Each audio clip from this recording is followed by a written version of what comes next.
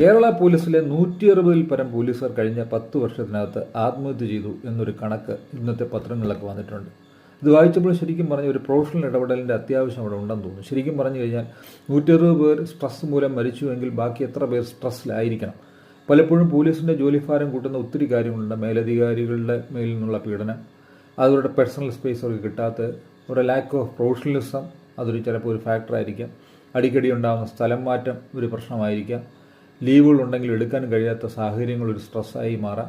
അല്ലെങ്കിൽ രാഷ്ട്രീയക്കാരിൽ നിന്നുള്ള സമ്മർദ്ദമാകാം. അത് പല രീതിയിലുള്ള സമ്മർദ്ദമായിരിക്കും. ചില കേസുകൾ തെളിയിക്കാനുള്ള ടൈം ബൗണ്ടായിട്ടുള്ള പ്രശ്നങ്ങൾ മേലുണ്ടാകുന്ന സ്ട്രെസ്സാവാം. കോടതികളിലേക്ക് പോകേണ്ട, കോടതികളിൽ നിന്നുണ്ടാകുന്ന സ്ട്രെസ്സാവാം. അങ്ങനെ പലതരം സ്ട്രെസ്സുകളുണ്ട്. ഇതിനൊരു ശരിക്കും പറഞ്ഞ ഒരു ജസ്റ്റിസിൻ്റെ നേതൃത്വത്തിൽ ഇത് അന്വേഷിച്ചതിന് ശേഷം ഇതിനകത്ത് ശരിയായൊരു നിലപാടുകൾ എടുക്കേണ്ടതാണ്. കാര്യം പറഞ്ഞ് ഈ സ്ട്രെസ് ഇത്രം കൂടി കഴിയുമ്പോഴത്തേക്കും പോലീസിൻ്റെ ആപ്തവാക്യം തന്നെ മൃദുഭാവേ ദൃഢഗതി എന്നാണ്. മൃദുഭാവത്തിൽ പൊതുജനങ്ങളോട് ഇടപെടണമെങ്കിലും, മൃദുഭാവത്തിൽ ജനങ്ങളുടെ കാര്യങ്ങൾ കേൾക്കണമെങ്കിലും നല്ല ലിസണിങ് കപ്പാസിറ്റി ഉണ്ടായിരിക്കണം, നല്ലൊരു പ്രൊഫഷണലിസം ഉണ്ടായിരിക്കണം. എന്നാൽ മാത്രമേ അവരെ കേൾക്കാനൊക്കത്തുള്ളൂ. കേട്ടാൽ മാത്രമേ ശരിയായ തീരുമാനങ്ങൾ എത്തത്തുള്ളൂ. ഇതെല്ലാം ഒരു നല്ല പോലീസിങ്ങിൻ്റെ ഭാഗമാണ്. നല്ല പോലീസിങ് അപ്പോൾ ഇവിടെ പരാജയപ്പെടുവാനാണ് സാധ്യത.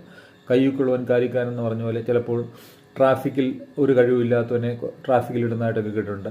അല്ലെങ്കിൽ അതായത് ഒരു പിടിപാടില്ലാത്തവന്. അപ്പോൾ അങ്ങനെയുള്ള ഒരുപാട് ഇൻഫ്ലുവൻസുകൾ, രാഷ്ട്രീയക്കാരുടെ ഇൻഫ്ലുവൻസുകൾ, ഇതൊക്കെ വരുന്നുണ്ടോ?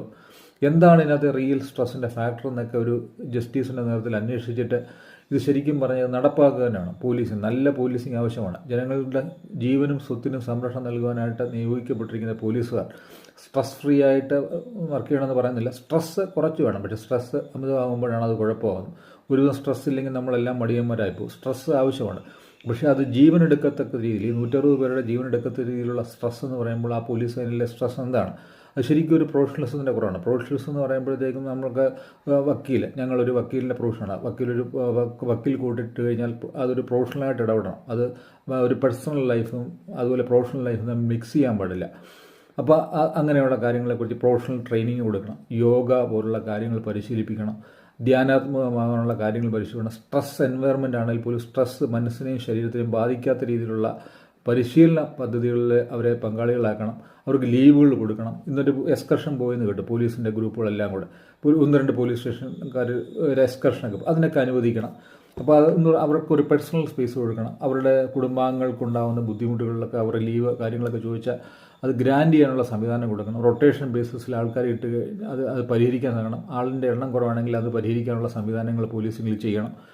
അതുപോലെ സ്ട്രെസ്ഫുള്ളായിട്ടുള്ള ജോലികൾ റൊട്ടേഷൻ ബേസിസ് കൊടുക്കണം. ഒരാൾ തന്നെ എടുക്കാതെ ട്രാഫിക്കിൽ കുറേ പോവുകയാണെങ്കിൽ വേറൊരാളെയും ട്രാഫിക്കിലേക്ക്